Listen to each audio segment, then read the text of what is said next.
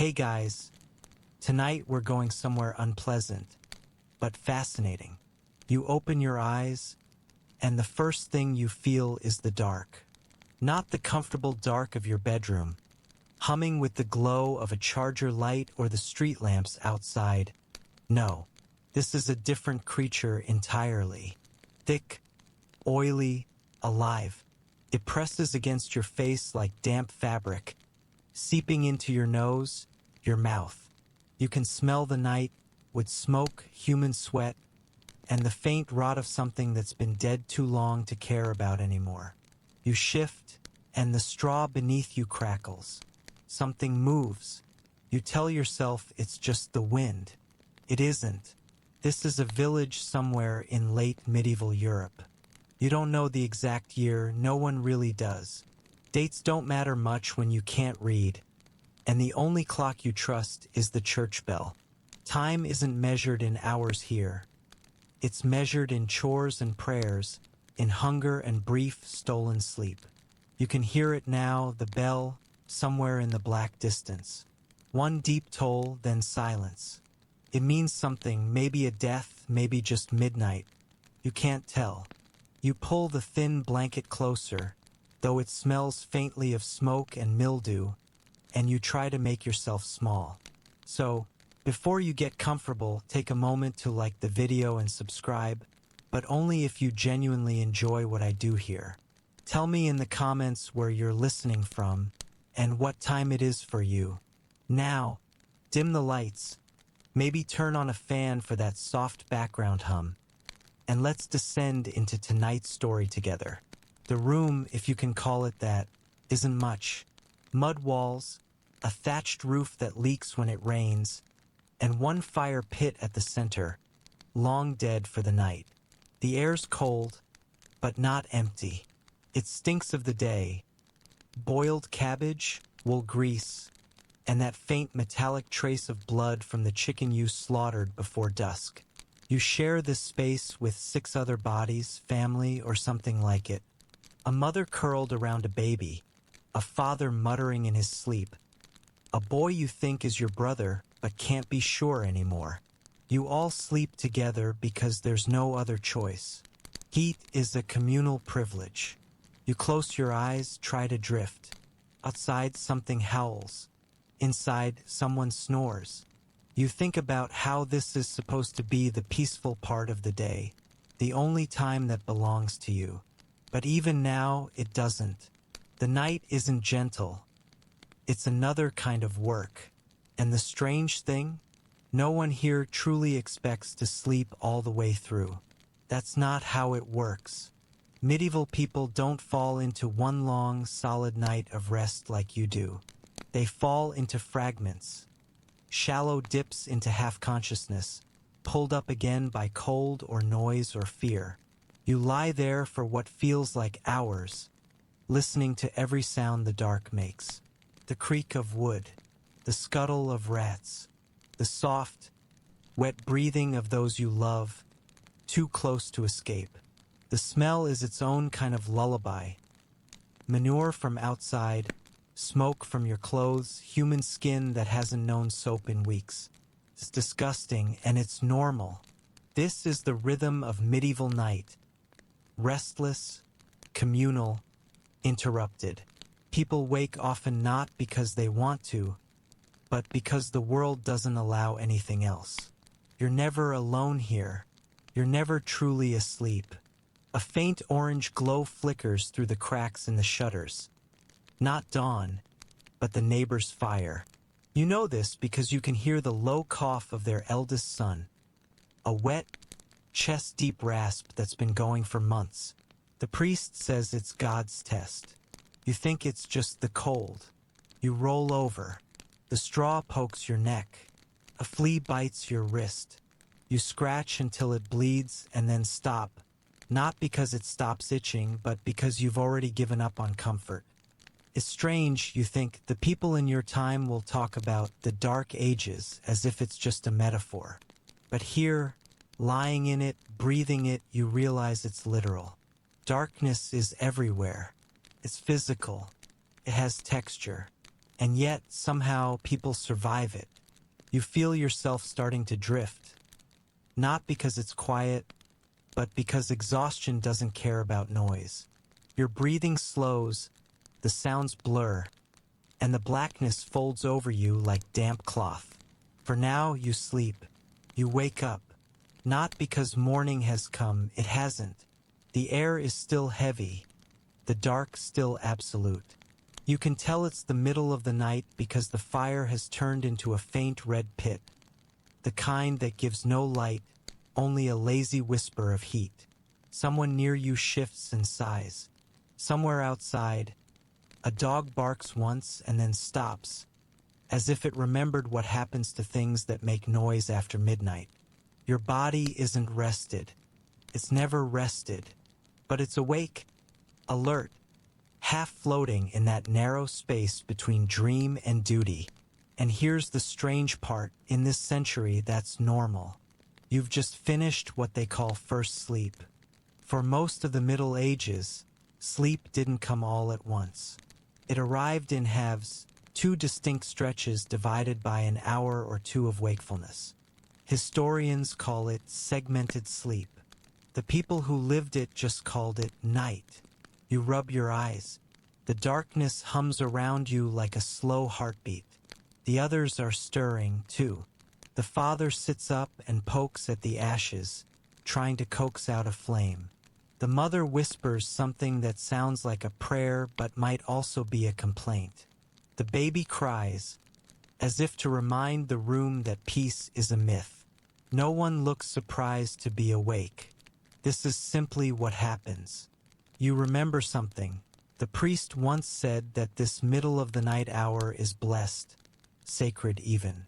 It's a time for reflection, repentance, or whispered talk. Maybe even for confessions that daylight won't allow.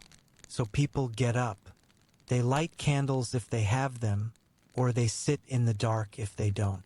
They pray, they talk, they go outside to relieve themselves, they even, well, do other things.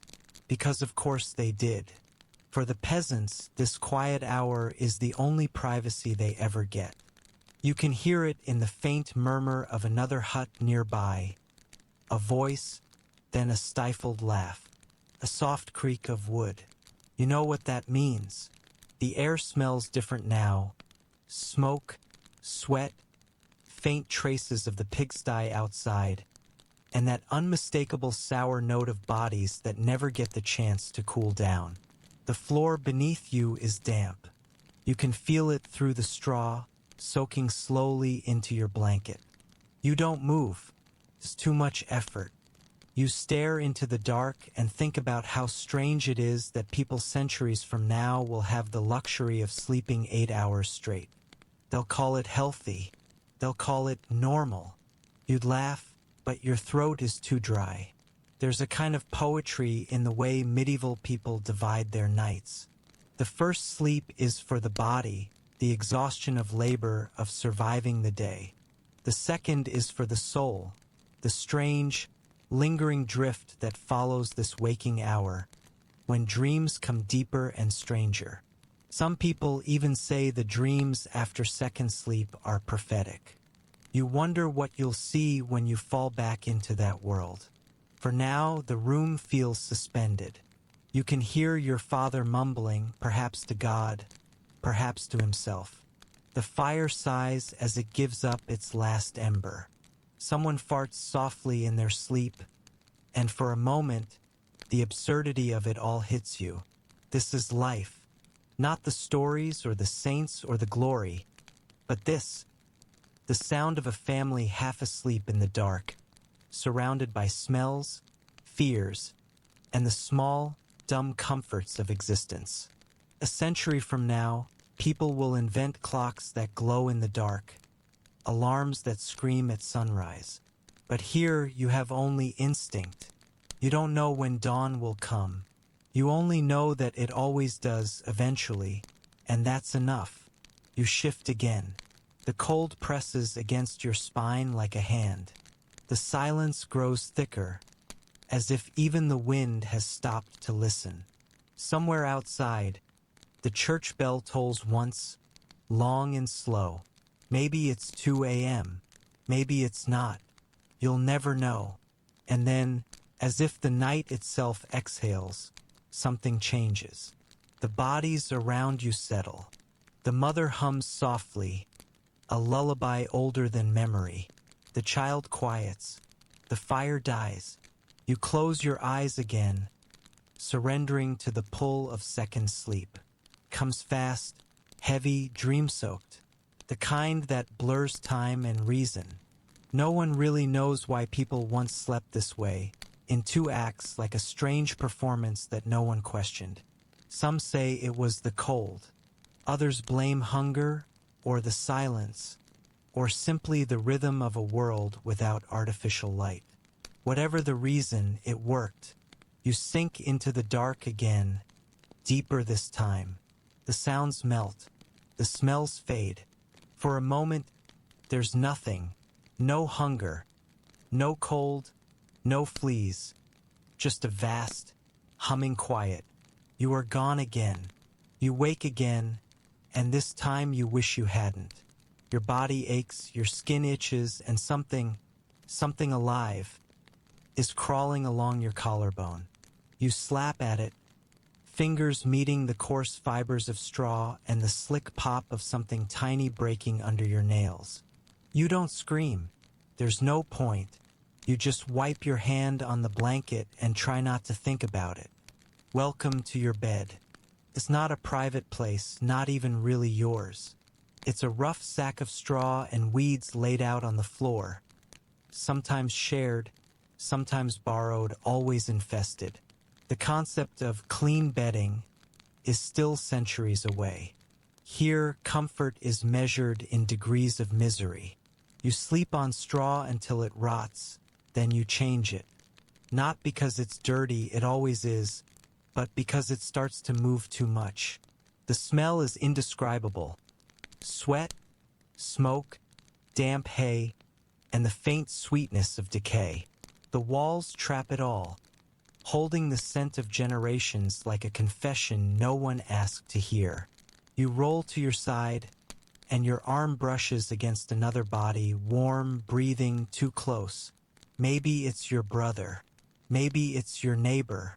In the dark, everyone's the same. Families, servants, travelers. They all pile together for warmth. It's the only defense against the cold, and against the quiet loneliness that feels even colder. But warmth comes at a cost. You can feel the straw shifting beneath you, whispering with every breath. Fleas hop between you and whoever's beside you. A shared meal, an unwanted communion. The mattress itself is alive. It rustles. It hums faintly with hunger. People will later call it a pallet, as if that word could make it sound quaint. It's not quaint. It's a battlefield, because of course it is. You scratch your wrist again and look at the dark ceiling. The thatch is low enough to touch, and sometimes things drop from it. Bits of dust, straw, occasionally a beetle. Once, a rat fell straight onto someone's face. He woke up screaming, and everyone else just told him to shut up and go back to sleep. That's how normal this is. Some nights, when the wind howls through the cracks, you can hear things moving in the walls. Mice nesting in the straw, eating what's left of the grain you couldn't afford to protect. You listen to them and think, at least they're warm too. You roll over again and meet another problem. The smell of breath. In a room full of sleepers, air doesn't move much. Thickens, grows stale, almost chewable. You breathe through your mouth, but it doesn't help. You can taste the air. A mix of onions, beer, and sleep. Once, a visitor from the city told stories of nobles who sleep on feather beds. You couldn't imagine it then, and you still can't. Feathers?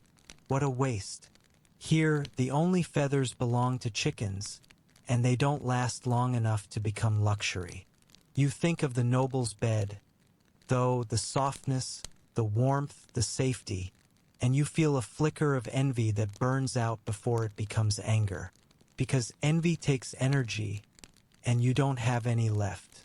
There's a strange intimacy in this kind of sleep. You know every sound a person makes, the deep sighs, the coughs, the low murmurs of dreams. You've felt the twitch of someone else's nightmares against your shoulder. You've learned to ignore it all. Sometimes you wake in the middle of the night and just listen. You can tell who's sick by the rhythm of their breathing. You can tell who's been crying by the way they turn their face to the wall. It's a kind of language, one built on exhaustion and acceptance.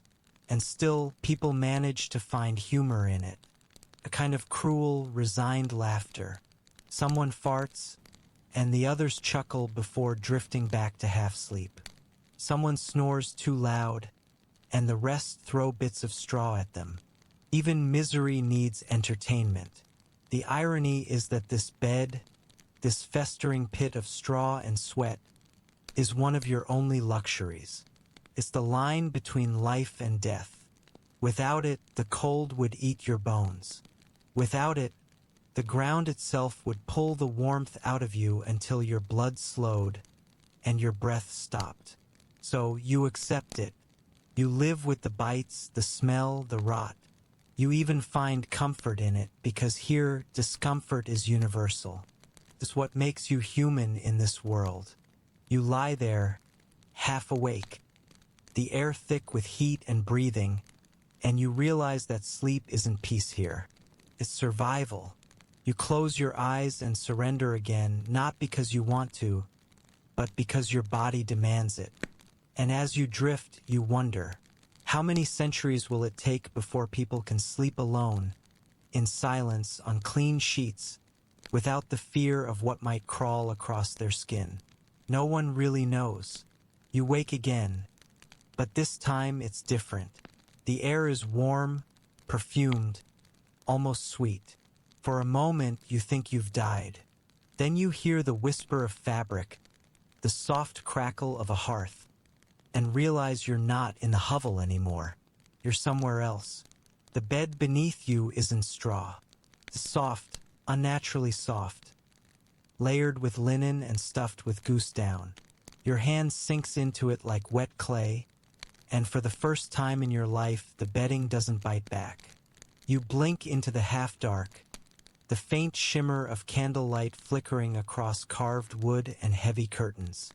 Welcome to the chamber of a noble household. You think this is paradise compared to what you've just left.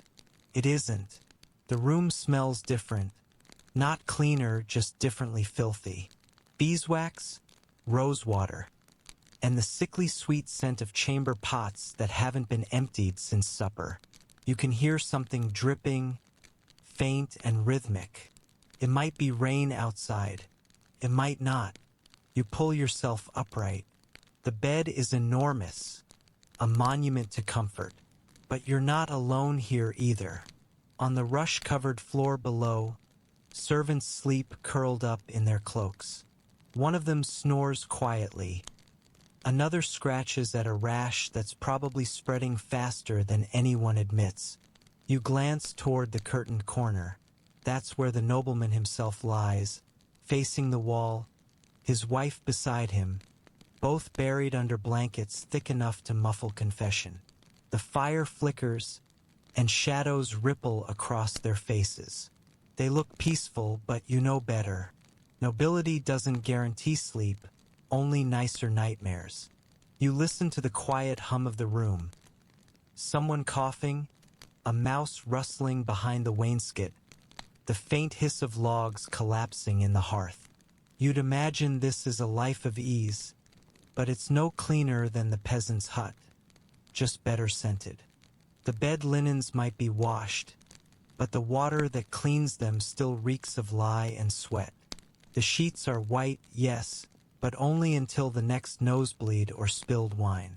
The tapestries on the wall hide drafts and sometimes rats.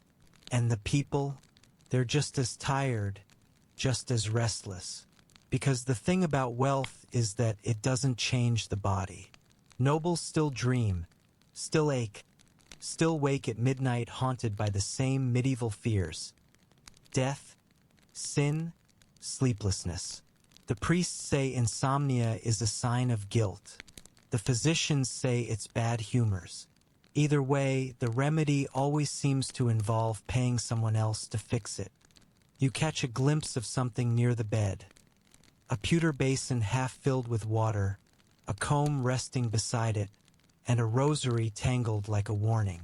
Beside the pillow lies a dried sprig of lavender, a charm against nightmares. You wonder if it works. Probably not. No one really knows why the rich sleep so poorly. Maybe it's the pressure of piety. Maybe it's indigestion. Maybe it's simply that money buys softer beds, not quieter minds. You look around again. The room isn't silent anymore. From the hallway comes the sound of movement. Slow, deliberate. A servant, maybe, or someone else. The latch stirs. You freeze. Then the door creaks open just wide enough for a thin line of colder air to slip through. A face appears, the priest, pale and tired. He whispers something. A blessing, a prayer against evil dreams, then shuts the door again. Because, of course, even in luxury, the night is still full of demons. The nobles believe sleep leaves the soul vulnerable.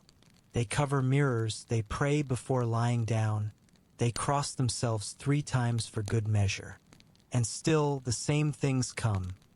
The same weight on the chest, the same sweat-soaked terror, the same feeling that something unseen is watching from the shadows. You pull the blanket closer. The down creaks faintly, feathers shifting like whispers. You can't help but think about what lies beneath all this. The servants who made the bed, the women who washed the sheets in freezing rivers, the men who hunted the geese so their feathers could become pillows for someone else's dreams. Luxury is heavy. You can feel it pressing down. The air grows thicker, the candles dimmer. Someone mutters in their sleep. A noblewoman's voice, trembling, half lucid. You can't make out the words, but you catch the tone. Fear. Even here, surrounded by silk and status, fear sleeps closest of all. The fire dies. The room cools. You hear the faint shiver of fabric as the noble turns over, murmuring something about the devil in his dreams. You'd laugh, but the sound catches in your throat. Because maybe he's right. Maybe it isn't just the poor who wake haunted in the dark. Maybe the devil simply prefers a warmer bed. And you realize something cruelly funny.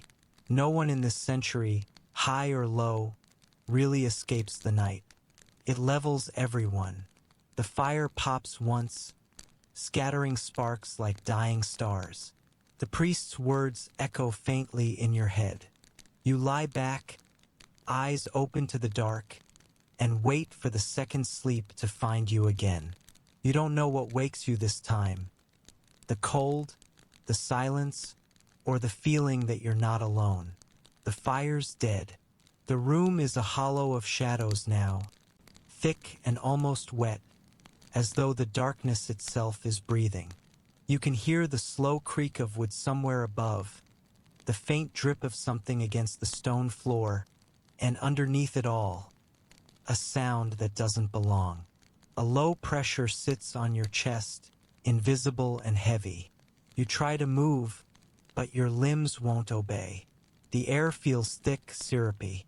You open your mouth to shout, but the sound catches in your throat, swallowed by something unseen. You've felt this before. Everyone has.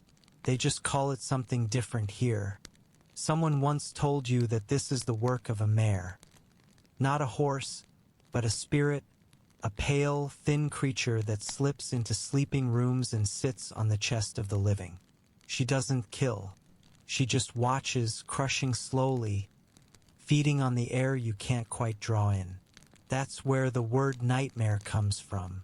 Because of course it does. You try again to move. Nothing. Your eyes dart helplessly around the room. The noble couple sleeps undisturbed. The servants on the floor snore softly. You're the only one who's awake.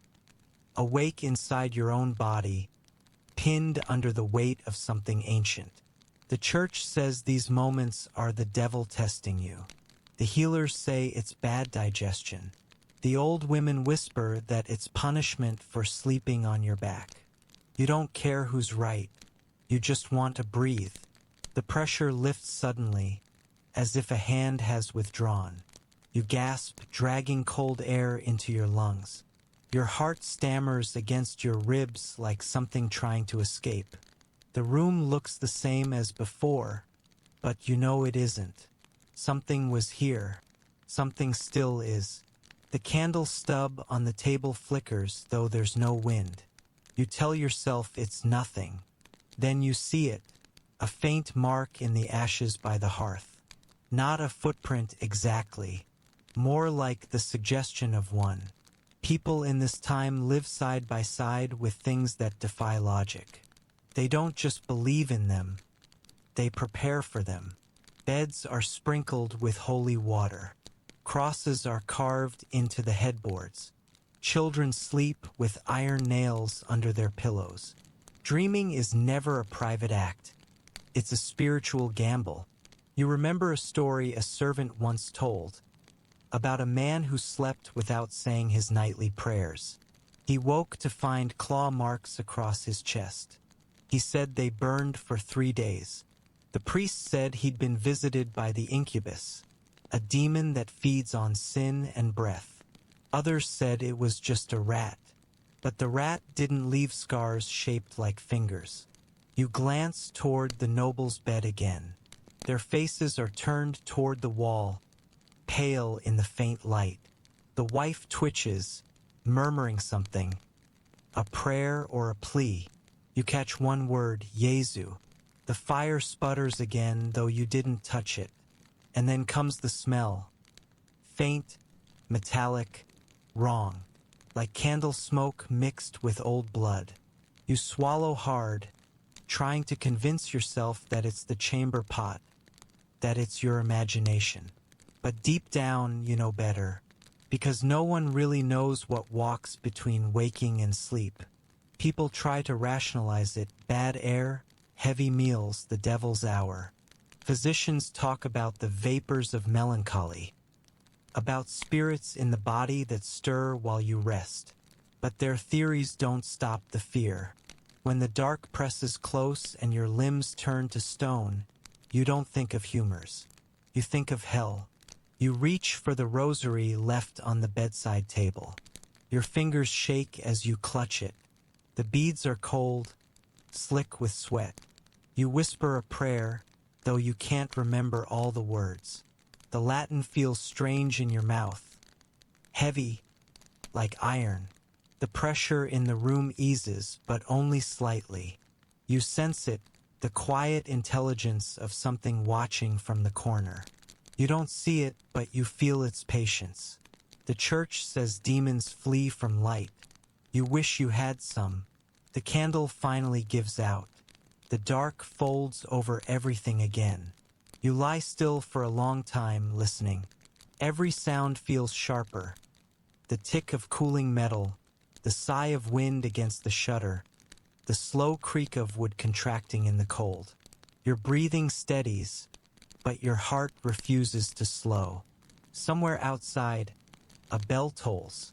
3 times. The witching hour. You've survived it barely. You close your eyes again, knowing full well it could happen again before dawn. Because this world isn't built for comfort. It's built on fear, fear of the dark, of the unseen, of the sleep that might not let you wake again. And still, somehow, people keep sleeping. You wake again, but this time to the sound of bells. They cut through your dreams like a blade long, hollow notes rolling across the cold stone halls, echoing into every sleeping chamber. You're not in a village anymore, nor a noble house. You're somewhere quieter, colder, holier. You're in a monastery. It's the middle of the night. though the concept means little here. The bell tolls for matins, the midnight office, the monk's first duty to God, and the first theft of their sleep. You rise because you must. No one defies the rhythm of the bell. The air is so cold it stings your throat. You pull on a rough wool habit, still damp from the day before, and step into the corridor. The stones beneath your bare feet are slick with condensation. Your breath ghosts into the dark like incense without devotion. You join the others, a procession of pale, shivering figures drifting through candlelight toward the chapel. No one speaks. The silence is sacred, but it feels more like exhaustion given form. The chapel is colder still. The only warmth comes from the candles flickering on the altar, their wax pooling like melted bone. The smell is unmistakable: wax, damp stone, human breath, and faint mildew rising from the choir stalls. You kneel, you pray, or at least you mouth the words. Sleep here isn't just rationed, it's monitored, disciplined, punished if excessive. Rest is a weakness, a small rebellion against the soul's eternal labor. Monks are taught that sleep tempts sloth and sloth tempts sin. So they divide the night into prayer, penance, and fragments of rest barely long enough to keep them alive. You close your eyes mid-prayer. The rhythm of the psalms becomes a lullaby you're not allowed to follow. A brother coughs beside you, a dry, hacking sound that lingers far too long. No one looks up. They've all learned that mercy can wait until daylight. The chant drifts upward, echoing through the vaults. The Latin words lose their meaning as fatigue dulls your understanding. You recite them anyway. This is faith by muscle memory, words without thought, gestures without intent. And still, there's a kind of beauty in it. The harmony of voices, all weary but unwavering. The smell of cold air mixed with candle smoke. The faint sound of wind clawing at the stained glass. This haunting, but it's peace of a sort, the kind that demands surrender rather than offers it.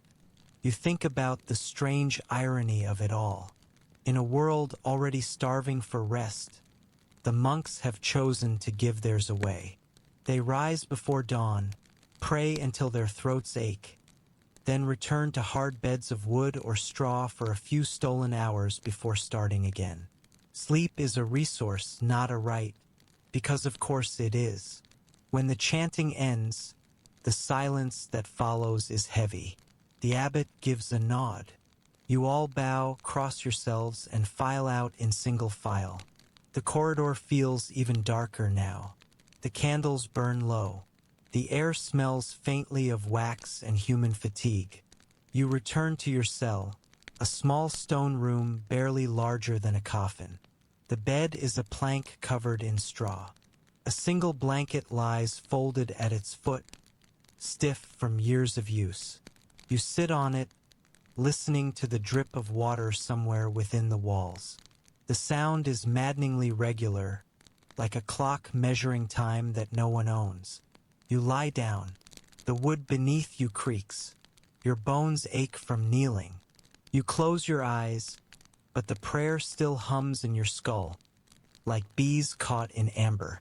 It's strange. Even when you're granted rest here, it feels borrowed. Every dream is interrupted by bells. Every breath is shared with silence too thick to break. You wonder if this is what holiness feels like, not peace, but perpetual fatigue. You drift, half asleep, and think of the other world, the peasants, the nobles, the demons. They all sleep badly too. Maybe that's the one thing every soul shares. You smile faintly at the thought. No one really knows why people believe that sacrificing sleep brings them closer to God. Maybe it's penance. Maybe it's madness. Or maybe it's simply that when the world is so uncertain, surrendering your dreams feels safer than trusting them. The bell rings again. Of course it does. You sigh, drag yourself upright, and begin another prayer. You awaken to light, though it doesn't feel like morning.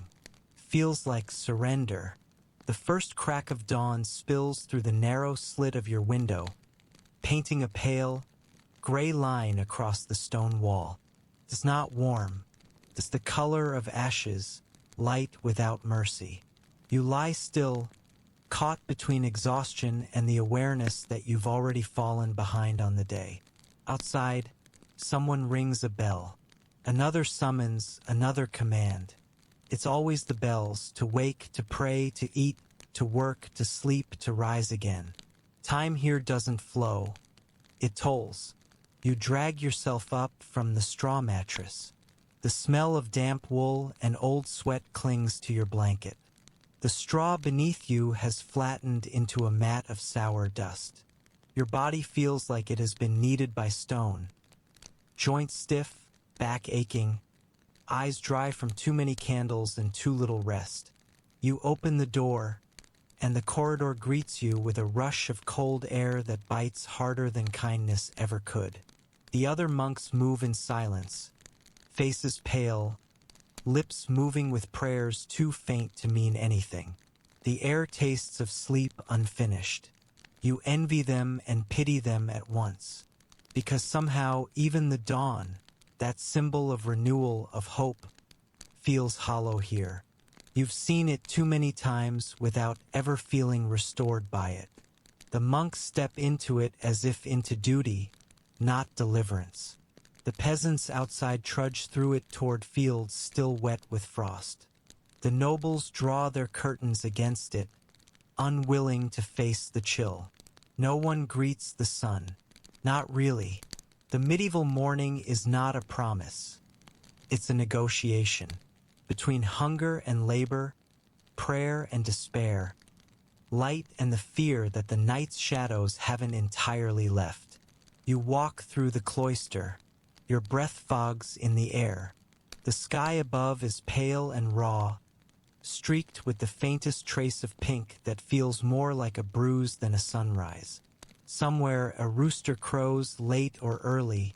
Time is uncertain, as always. You look out at the fields beyond the walls. You imagine the peasants rising in their huts, shaking lice from their blankets, stretching stiff limbs. They have slept badly, too, interrupted by cold, hunger, or dreams they can't name. A mother rocks her baby by the dying embers of a fire. A man rubs his eyes and curses the frost. A boy runs barefoot through the mud, his breath white in the air. The whole world, you think, runs on the fuel of unfinished sleep. And it shows, in the slow movements, the hollow gazes, the whispered prayers that sound more like sighs. People stumble through their days half dreaming, half starved, forever chasing a rest that never truly comes. You wonder briefly what it would feel like to wake rested, to stretch and smile and know that the day ahead isn't just another act of endurance. The thought feels dangerous, luxurious, almost sinful, so you let it go. The bell tolls again. You bow your head, out of habit more than faith, and move toward the chapel. The cold seeps deeper into your bones. The dawn has brightened now, but it still feels gray heavy, as if the sun itself is tired of rising over the same weary souls. You realize then that sleep, in this world, is not a cycle but a confession. Everyone hides their exhaustion behind prayer, labor, or pride, pretending that fatigue is holiness, that wakefulness is virtue. But deep down, every monk, peasant, and noble knows the same truth. The night never really ends. It just learns to disguise itself in daylight. You breathe in. The air tastes faintly of smoke from the kitchen fires being rekindled. The scent of burning rushes fills the corridor. A new day, the same rituals. You step forward, one slow foot after another. The chant begins again. Your lips move automatically, reciting the words you've long forgotten the meaning of. The sound blends with the low hum of wind through the cracks in the stone. The sun keeps climbing, pale and indifferent, and somewhere far away, in the fields, in the huts, in the noble chambers, thousands of others stir awake too, caught in the same fragile rhythm, the same battle between rest and duty, body and belief. You close your eyes for just a moment. You tell yourself you're praying, but really you're trying to steal one last fragment of sleep before the world notices. And as the chant drones on, you finally drift, not into dreams, but into that strange in-between place where all of medieval humanity seems to live. Half awake, half forgiven, wholly tired. The last of the candles gutter out, leaving behind thin curls of smoke that smell faintly of wax and tallow.